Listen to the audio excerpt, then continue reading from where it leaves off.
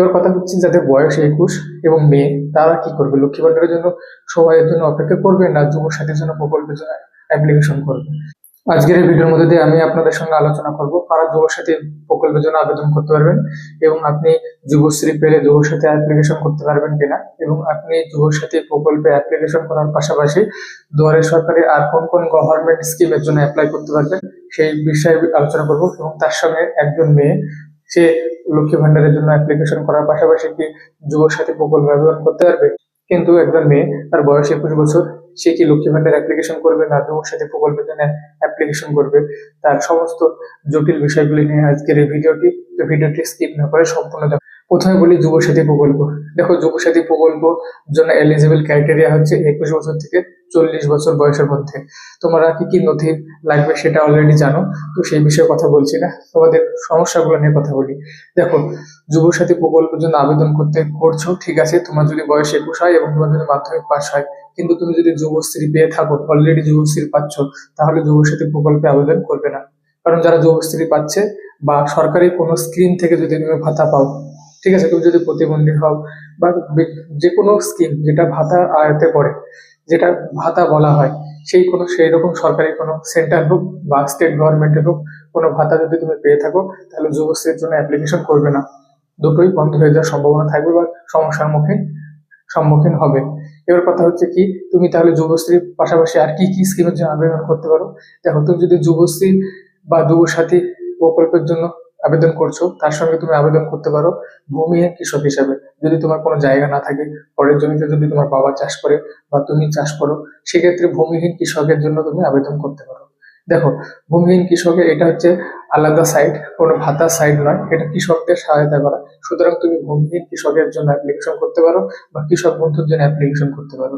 ঠিক আছে, তুমি কৃষক বন্ধুর জন্য অ্যাপ্লিকেশন করলেও টাকা পাবে এবং তুমি যুব সাথীর জন্য অ্যাপ্লিকেশন করলেও টাকা পাবে। দুটো আলাদা আলাদা স্কিম, দুটোতে তুমি টাকা পাবে, কোনো অসুবিধা নেই, নো ডাউট।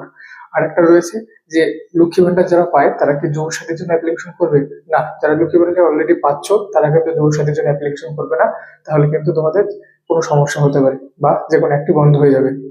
এবার কথা হচ্ছে যাদের বয়স 21 এবং মেয়ে তারা কি করবে? লক্ষ্মী ভান্ডারের জন্য সময়ের জন্য অপেক্ষা করবে না যুব সাথীর জন্য প্রকল্পের জন্য অ্যাপ্লিকেশন করবে?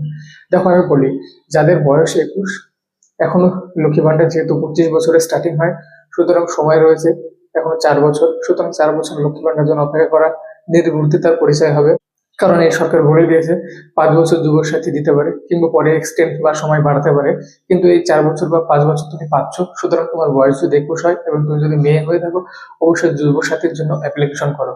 কারণ কি বলছি দেখো, এই যুব সাথী অ্যাপ্লিকেশন করার পরে তুমি যদি জেনারেল ক্যান্ডিডেট মেয়ে হও বা ওবিসি ক্যান্ডিডেটের মেয়ে হও, তাহলে তুমি 1500 টাকা পাচ্ছ, লক্ষ্মী ভান্ডারে তো 1500 টাকা পাচ্ছ, কোনো নো ডাউট, কোনো অসুবিধা নেই। আবার অ্যাডভান্স তুমি 21 থেকে 25, এই যে মাঝের 4 বছর, সেটা কিন্তু অ্যাডভান্স তুমি টাকা পেয়ে যাচ্ছ। সুতরাং লক্ষ্মী ভান্ডার পরে তুমি কনভার্ট করে নিতে পারো। যারা এসসি তারা পরবর্তীতে লক্ষ্মী ভান্ডারে কনভার্ট করতে পারো, যুবশ্রীটা বন্ধ করে দিতে পারো বা যুবসাথীটা বন্ধ করে দিতে পারো।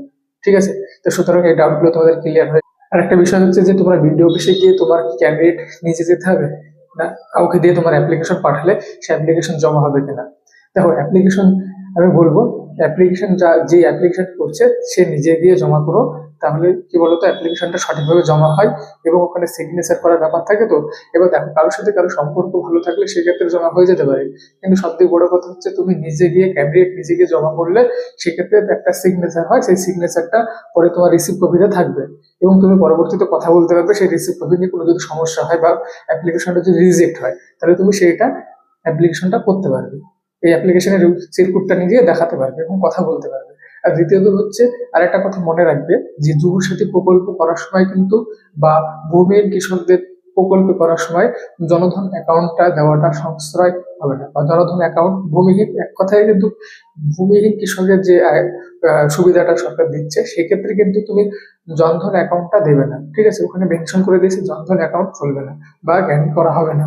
সেক্ষেত্রে কিন্তু একটা সেভিংস অ্যাকাউন্ট দেবে।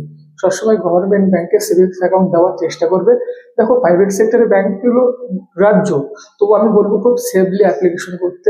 ম্যাক্সিমাম অনেক গভর্নমেন্ট ব্যাংক রয়েছে, যে কোনো একটা গভর্নমেন্ট ব্যাংকে তুমি সে অ্যাকাউন্ট খুলো এবং সেই সেভিংস অ্যাকাউন্টে ফান্ড দেওয়ার চেষ্টা করো। ঠিক আছে, এর পরের ভিডিওতে আমি তোমাদের সঙ্গে আলোচনা করব ভূমিহীন কৃষকের জন্য কিভাবে আবেদন করবেন, কি কি নথিপত্র লাগবে, এবং একজন যুবক কটি সরকারি স্কিমে আবেদন করতে পারে তার বিস্তারিত আলোচনা থাকবে পরের ভিডিওতে।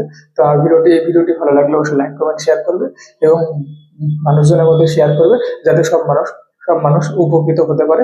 এবং আমার চ্যানেল নতুন হয়ে থাকলে এইরকম ইনফরমেটিভ এবং সরকারি চাকরির সমস্ত আপডেট পেতে অবশ্যই চ্যানেলটি সাবস্ক্রাইব করবে।